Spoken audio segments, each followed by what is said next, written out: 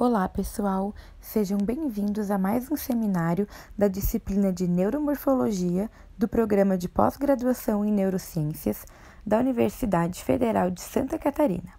Essa disciplina é ministrada pela professora Patrícia de Souza Brocardo. Me chamo Lisiane Rosa Cardoso, sou fisioterapeuta e doutoranda do programa.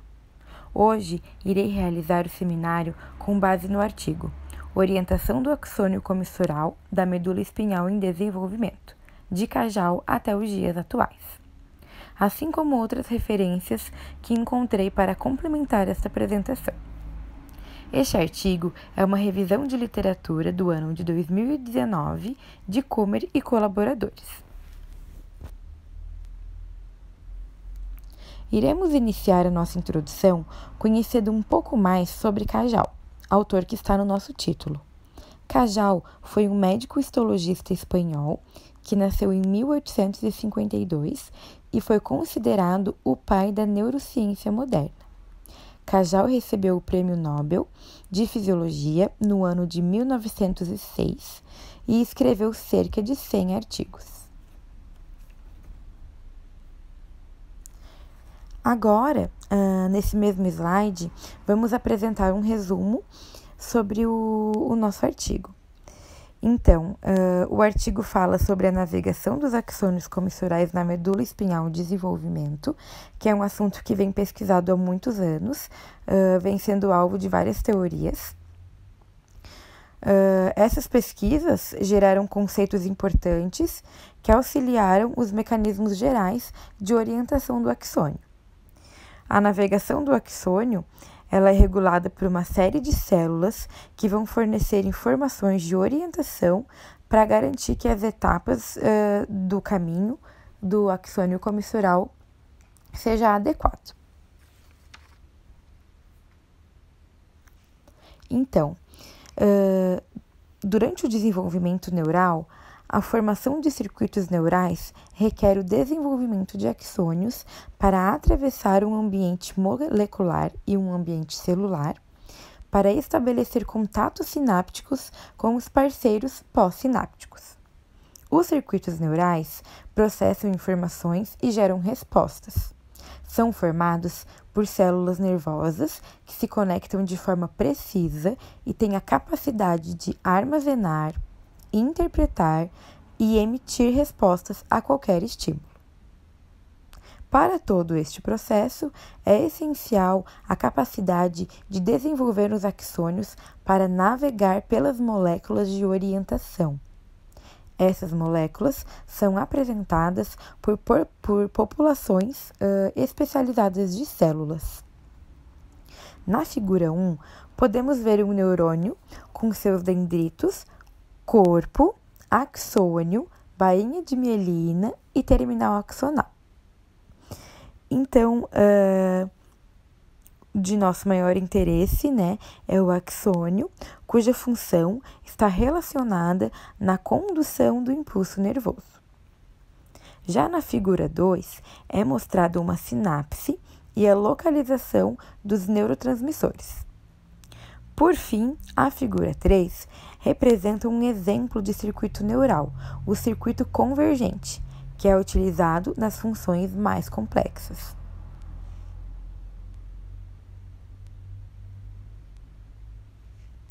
No sistema nervoso, encontramos funções sensoriais e funções motoras para a capacidade de sentir e de responder ao ambiente.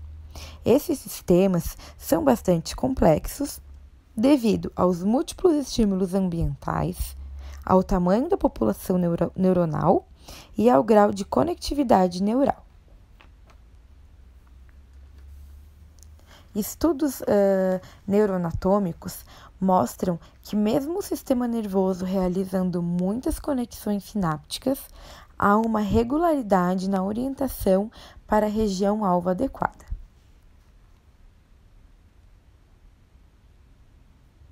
Agora, vamos conhecer um pouco mais sobre um dos estudos de Cajal. O estudo apresentado aqui é do ano de 2002 e fala sobre a hipótese quimiotática de Cajal. Em sua teoria, Cajal considerou o cone de crescimento uma estrutura de detecção química que responde às substâncias fornecidas por alvos axonais, quando os axônios em desenvolvimento navegam ao longo de uma via. Em concordância com o estudo de Cajal, estudos mais recentes mostraram que axônios em desenvolvimento navegam no ambiente neural e detectam as pistas de orientação molecular, que são apresentadas no cone de crescimento. Então, o cone de crescimento é formado para que os axônios cresçam em direção aos seus alvos.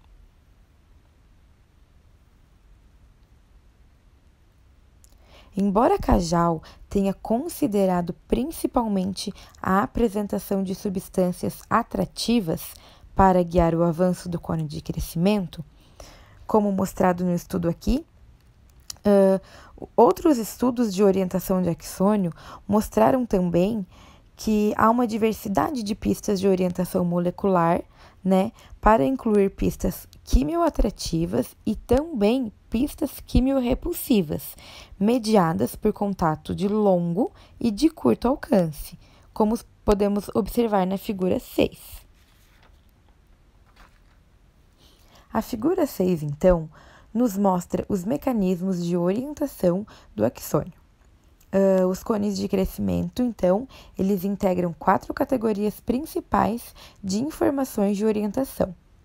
Podemos observar que a figura A e a figura B agem de longo alcance, ou seja, elas agem à distância para orientar o cone de crescimento na direção do sinal ou para longe do mesmo, onde a figura A é uma quimioatração e a figura B uma quimiorrepulsão. Ainda na figura 6, observando agora as figuras C e D, podemos ver que ambas agem mediadas por contato, onde a figura C é uma quimioatração e a figura D é uma quimiorrepulsão.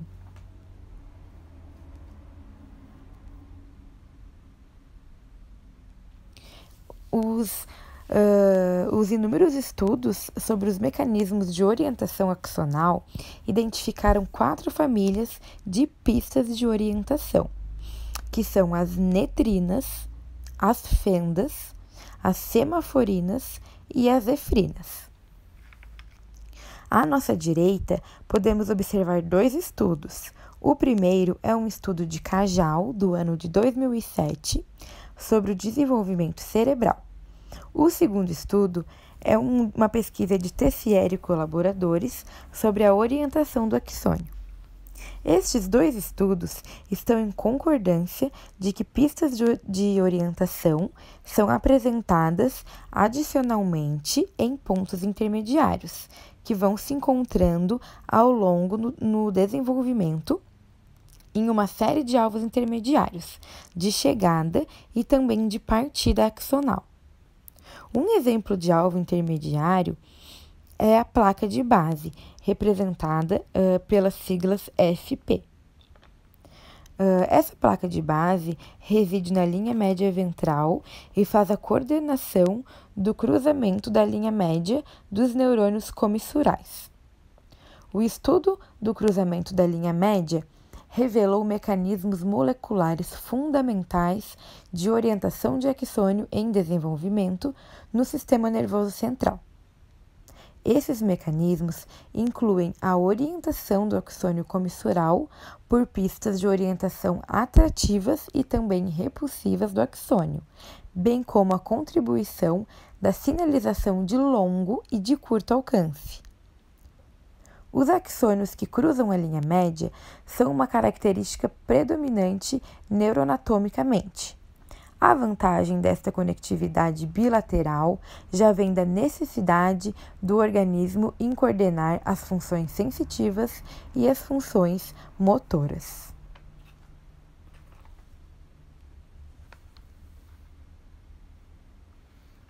No estudo de Troy e colaboradores, de 2008, é abordado o quesito da decussação através de uma abordagem computacional para avaliar a estrutura de rede do sistema nervoso.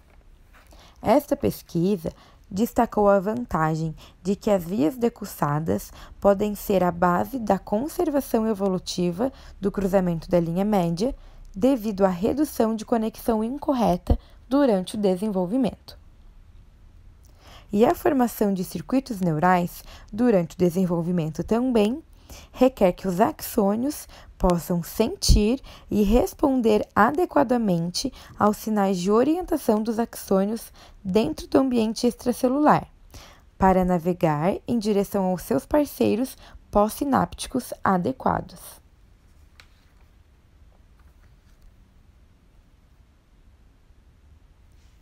Agora, vamos falar um pouquinho sobre a orientação dos axônios comissurais. Então, a figura 9, ela nos mostra a comparação dos modelos de orientação do axônio. Então, na figura A, é um modelo de quimiotaxia, onde Netrin-1 atua como um sinal de orientação de longo alcance. Os axônios comissurais crescem em direção a uma fonte difusível da proteína Netrin-1. Essa proteína está representada na nossa figura pela cor verde, né? Figura A, cor verde. Já na figura B, no modelo de aptotaxia, Netrin-1 atua como uma pista de orientação de curto alcance. As células progenitoras neurais, na zona ventricular, expressam o transcrito de Netrin-1, representado na figura B pela cor vermelha.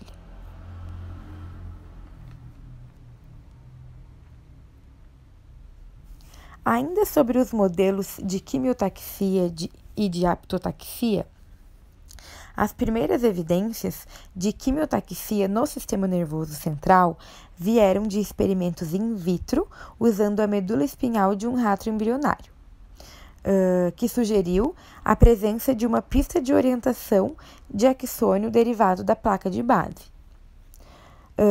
Era capaz de direcionar o crescimento do axônio comissural em direção à linha média ventral, como vimos anteriormente na figura 9, letra A. É sugerido que a placa de base secreta um quimioatraente que direciona os axônios comissurais em direção à linha média ventral. Estudos revelaram duas proteínas que podem promover o crescimento dos axônios comissurais, as proteínas Netrin-1 e Netrin-2. Foram realizadas também evidências in vivo em camundongos para Netrin-1 atuando como um quimioatraente. Netrin-1, então, fornece um sinal quimiotrópico de longa distância para atrair axônios comissurais em direção à linha média ventral. Já no modelo de aptotaxia, Netrin-1 direciona as células ao longo de uma superfície adesiva ou em resposta a alguns sinais, agindo para guiar axônios comissurais, como vimos anteriormente na figura 9b. Então, Netrin-1 age por aptotaxia para promover a extensão do axônio comissural. É possível concluir, então, que Netrin-1, independente da sua derivação, tem a capacidade de ativar as atividades de orientação dos axônios. Podemos concluir também que em estágios posteriores do desenvolvimento, Netrin-1 pode fornecer tanto um substrato adesivo ao longo do qual os axônios podem crescer, quanto também uma borda para delinear a formação do trato axônico.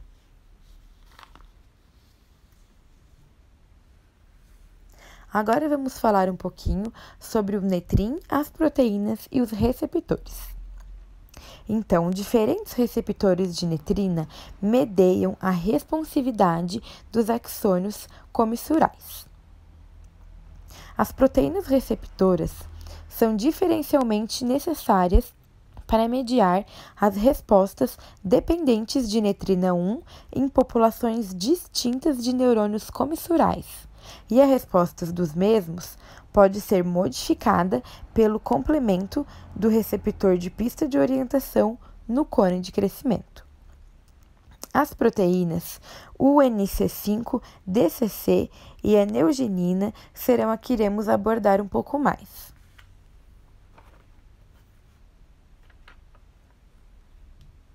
A proteína UNC5 está envolvida na sinalização da repulsão. A proteína DCC medeia as principais atividades de orientação de netrin 1 para os axônios comissurais espinhais. Alguns estudos consideram o papel da neogenina ainda sem solução. Já outros propõem que ela atua juntamente com a proteína DCC para guiar os axônios comissurais em direção à linha média ventral. Na figura 10, podemos observar a atração e a repulsão para netrin 1. Ainda há evidências de que existem mecanismos alternativos para mediar a atração da linha média. O DCC e a neogenina podem atuar de maneiras independentes do netrin 1, ligando-se em outros locais. Alguns axônios seguem uma trajetória ipsilateral também, ou seja, do mesmo lado, eles não se cruzam. No sistema nervoso de camundongos, por exemplo, muitas projeções são ipsilaterais. Os mecanismos usados para manter e também para desenvolver esse tipo de projeção incluem roubo, fenda e efrina, entre outros. Este processo pode ocorrer devido aos programas de transcrição necessários para o cruzamento da linha média na medula serem reprimidos.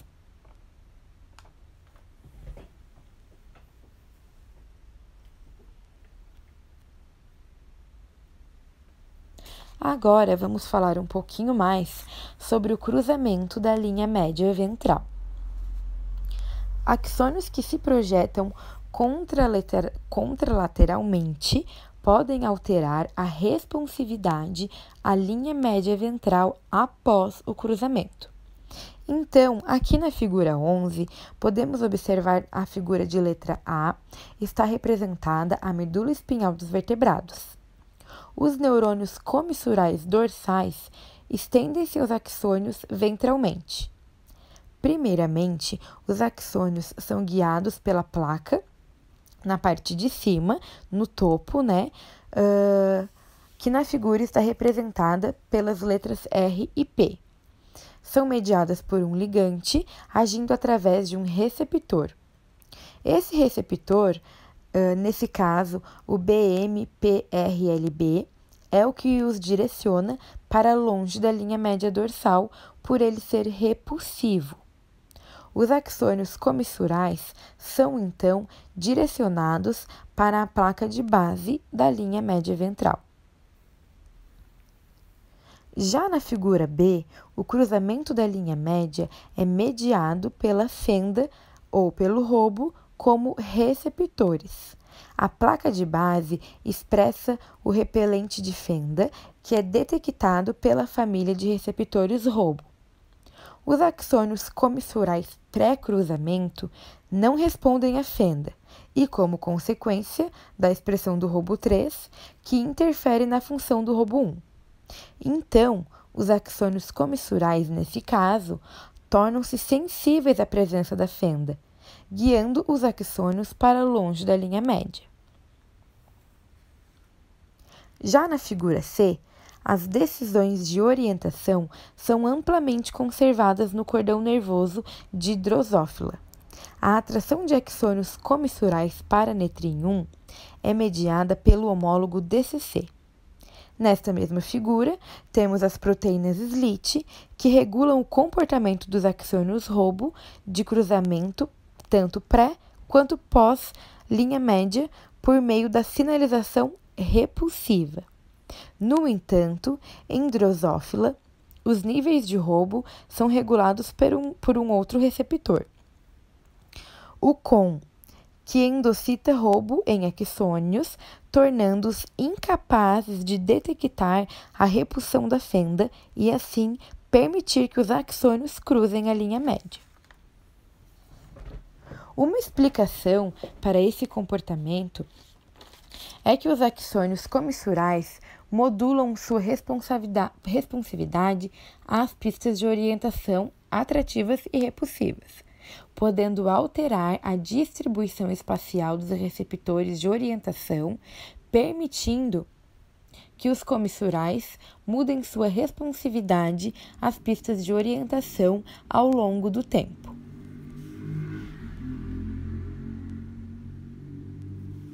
Agora, vamos falar um pouco mais sobre os genes necessários para a organização do axônio comissural. Então, durante uma triagem genética, foram identificados 2 genes necessários para a organização do axônio comissural: o sem comissura, o CON, e o ROBO. Durante o desenvolvimento de embriões mutantes, o CON, o crescimento axonal, é inicialmente orientado para a linha média. Porém, esse crescimento vai parar eventualmente e os axônios irão se juntar inadequadamente aos conectivos do lado ipsilateral, resultando na perda das comissuras. Em contraste, no mutante ROBO, os neurônios de projeção ipsilateral adquirem a capacidade de cruzar a linha média, enquanto os neurônios comissurais se cruzam várias vezes, resultando em comissuras muito espessas. É sugerido que ambos os defeitos sejam na localização do caminho do axônio. Juntos, esses estudos colocam observações apoiando o modelo de que a regulação de roubo em axônios comissurais pós-cruzamento lhes permite reconhecer o repelente de fenda na linha média ventral e, assim, conseguindo evitá-la.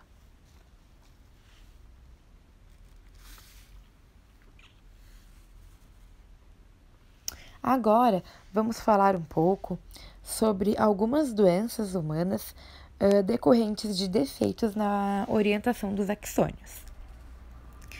Então, pessoal, muitos distúrbios neurológicos humanos resultam de erros no desenvolvimento axonal. Iremos abordar aqui 2 principais distúrbios, que são a paralisia do olhar horizontal com escoliose progressiva e também os movimentos do espelho congênito. Vamos falar primeiro, então, sobre a paralisia do olhar horizontal com escoliose progressiva. Então, este é um distúrbio autossômico recessivo raro, decorrente de mutações no gene ROBO3, que resulta na perda do cruzamento da linha média do cérebro. Estes indivíduos apresentam uma ausência de movimento ocular e desenvolvimento da escoliose no início da vida. E acredita-se também que envolva contrações musculares assíncronas, além do desenvolvimento de déficits respiratórios, já comprovado em camundongos, e defeitos no controle motor axial. Já os movimentos congênitos do espelho são movimentos involuntários que acompanham os movimentos voluntários do lado contralateral do corpo de forma simultânea. Às vezes, eles ocorrem como parte de uma outra síndrome neurológica. Então, às vezes, eles são considerados apenas um sintoma, um dos sintomas de outras síndromes neurológicas. Então, esses movimentos congênitos do espelho, eles podem envolver a ativação inadequada do córtex motor primário, decorrente de defeitos na formação do corpo caloso, envolvendo a ramificação contralateral inadequada da medula espinhal. Os movimentos congênitos do espelho foram apontados por alguns estudos como resultados da interrupção de Netrin-1, levando a um cruzamento reduzido de axônios. Então, como conclusão, podemos destacar alguns pontos. Então, os estudos de orientação de axônios sugeriram um modelo no qual os axônios em desenvolvimento percorrem uma sequência de alvos intermediários durante o seu desenvolvimento. A navegação por esses alvos requer que os axônios em desenvolvimento respondam a sinais de orientação tanto atrativos quanto repulsivos. A propriedade fundamental de como os axônios comissurais regulam a sua responsividade aos sinais de orientação é de alto interesse entre pesquisadores. Afinal, essa responsividade ela tem que ocorrer de forma adequada. E por último, estudos futuros das populações comissurais irão avançar tanto no conhecimento da orientação dos axônios, quanto na compreensão de como os defeitos nessa orientação podem causar doenças humanas. Pessoal, aqui eu deixo algumas indicações de leitura, né, para se alguém tiver interesse em se aprofundar nesse assunto. Ele é um assunto bem complexo, né, onde a gente trabalha com genes, com proteínas, com receptores, com neurotransmissores. Então, alguns estudos abordando também um pouquinho mais a fundo cada uma dessas estruturas que eu citei, tá? Então, eu deixo aqui, se alguém tiver curiosidade de ler, 3 artigos que eu achei interessantes.